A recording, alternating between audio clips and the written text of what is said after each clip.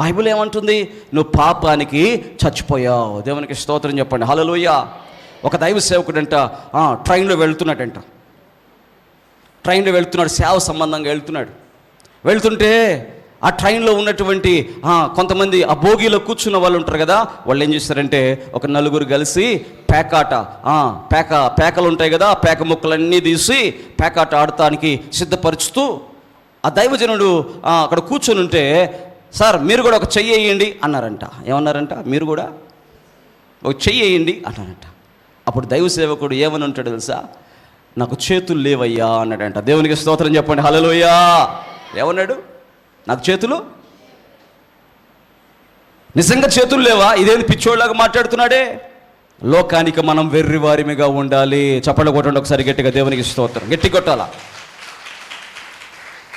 లోకానికి మనం వెర్రివారిమిగా ఉంటేనే క్రీస్తులో మనము మహిమపరచబడతాం. దేవునికి స్తోత్రం.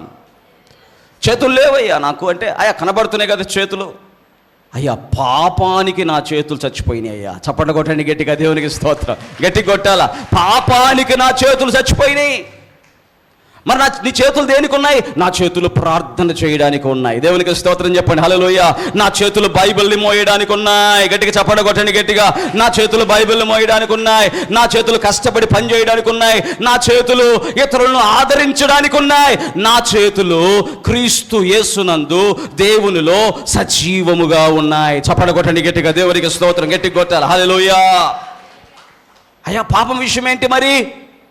పాపం చేయవా? చచ్చిపోయినాయా నా చేతులు పాపం చేయడానికి లేవు. నీ కళ్ళు బాగున్నాయా? నీ కళ్ళు ఎలా ఉన్నాయి? నీ కళ్ళు పాపం చూడడానికి బాగున్నాయా అంటే నువ్వేమనాలి? నా కళ్ళు ఏమైపోయినాయి? పాపం చూడడానికి కళ్ళు. చెప్పాలా గట్టి? చెప్పట్లా గట్టిగా. పాపం చూడడానికి కళ్ళు చచ్చిపోవాలా వద్దా? దేవునికి స్తోత్రం చెప్పండి. హల్లెలూయా. దావీదు ఆ మేడ గది మీద నుంచి, ఆ మిద్దె మీద నుంచి అతను చూడకపోతే, దేవునికి స్తోత్రం చెప్పండి. హల్లెలూయా. అప్పటిదాకా యుద్ధముల్లో విజయమే. ఎక్కడ పట్టినా దేవుడి కృప, దేవుడితో ఎలా నడిచాడంటే, యెహోవా నా కాపరి నాకు లేమి కలగదు. చప్పట్లు కొట్టండి గట్టిగా. దేవునికి స్తోత్రం. హల్లెలూయా. యెహోవా నా కాపరి నాకు లేమి కలగదు. అయ్యా నన్ను నడిపిస్తున్న దేవుడు నాకు ఏ లేమి చేయడయ్యా. నేను దేవుడి మార్గంలో నడుస్తున్నా, ఆయన ముందుగా నడుస్తున్నాడు, నేను ఆయన మార్గంలో నడుస్తున్నా. కాబట్టి గాఢాంధకార లోయలో, లేకపోతే మరణకరమైనటువంటిది, లేకపోతే ఏ అవసరత పచ్చిక గల చోట్ల, లేకపోతే నీరు, లేకపోతే శత్రువులు ఎదుట ఎట్లా మాట్లాడుతున్నాడు. దేవునికి స్తోత్రం చెప్పండి. హల్లెలూయా. ఆయన మార్గంలో ఉన్నంతసేపు ఎంత బాగా మాట్లాడాడు. హల్లెలూయా. ఎప్పుడైతే అతని మార్గము అంటే భక్తిహీనుల మార్గములాగా అతని కళ్ళు ఏమైపోయినాయి, ఆ పాపాన్ని చూడడానికి ఎప్పుడైతే అతని కళ్ళు ఇచ్చాడో, దేవునికి స్తోత్రం, కళ్ళు వెళ్ళిన చోటకల్లా ఏం వెళ్ళకూడదంట? మనస్సు వెళ్ళకూడదు. మనసు వెళ్ళిన చోటకల్లా మనిషి వెళ్ళకూడదని సామెత. ఇక్కడ చూస్తే దావీదు చూశాడు. చూసిన తర్వాత బత్షెబాని ఏం చేశాడు? తన అంతఃపురంలోకి తీసుకొచ్చుకున్నాడు. ఆమెతో పాపము చేశాడు. ఆ పాపమును కప్పిపుచ్చుకోవడానికి ఊరియాని కూడా చంపించి వేశాడు. చూసారా దేవుని బిడ్డ?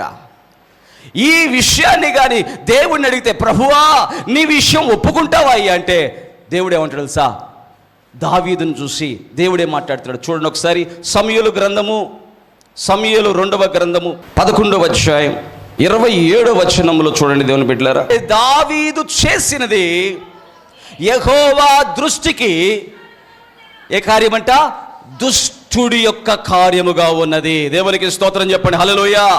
దావీదు ఎవరు? దావీదు హృదయానుసారుడు కదా. దావీదు కాపరిగా దేవుడి ముందు పెట్టుకొని నడిచేవాడు కదా. ఇప్పుడు ఈ కార్యాన్ని బట్టి దేవుడు అంటున్నాడు, ఇది దుష్ట కార్యము, ఇది దుష్కార్యము, ఇది భక్తిహీనుల కార్యము, ఇది నాకు నచ్చలేదు. చప్పట్లు కొట్టండి గట్టిగా. దేవునికి స్తోత్రం. హల్లెలూయా. మన దేవుడు ఎంత మంచి దేవుడు అంటే, మన మనస్సాక్షి ఎంత పవిత్రంగా ఆలోచిస్తుందో అంత పవిత్రమైన వాడు మన దేవుడు. చూడండి, చాలామంది ఏం చేస్తారంటే రోడ్డు మీదకి వెళ్ళినప్పుడు ఆ స్త్రీలని, ఆ పురుషుల్ని, లేకపోతే అలా ఇలా లోకంలో తిరుగుతుంటారు. కానీ తన తల్లిని మాత్రం ఎలా ఆలోచిస్తాడు? పవిత్రముగా ఆలోచిస్తాడు. తన అక్క చెల్లెల్ని పవిత్రముగా ఆలోచిస్తాడు. దేవుడు కూడా ఏం కోరుతున్నాడు తెలుసా? నీ పవిత్రమైన మనస్సాక్షి నీ ఇంటిలోనే కాదు బయట కూడా సాక్ష్యం ఇవ్వాలి. చప్పడగొట్టని గట్టిగా దేవునికి స్తోత్రం కలుగునుగాక. హల్లెలూయా, హల్లెలూయా, హల్లెలూయా. దేవుని బిడ్డ, ఈరోజు దేవుని వాక్యములో మనం నేర్చుకుంటున్న సత్యం ఏంటంటే, పాపమునకు ఇక నీ జీవితంలో చోటు లేదు. పాపమునకు నువ్వేమైపోవాలి? చనిపోవాలి. పాపమునకు చనిపోయిన వారే చెప్పాలి వెంటనే. ఏదైనా సాతాను వచ్చి నిన్ను శోధిస్తున్నాడా, వెంటనే చెప్పాలి, నేను చచ్చిపోయాను, మీరు పాపం విషయమై నేను మృతుడిని అయిపోయాను. దేవునికి స్తోత్రం, హల్లెలూయా. పాపం విషయం అయిపోయాను, మృతుడిని అయిపోయాను. ప్రభు నేను అలా మృతుడిని అయిపోయాను అంటే దేవుడు అంటున్నాడు, నేను వారి మీద జాలిపడే దేవుణ్ణి. చప్పట కొట్టండి గట్టిగా.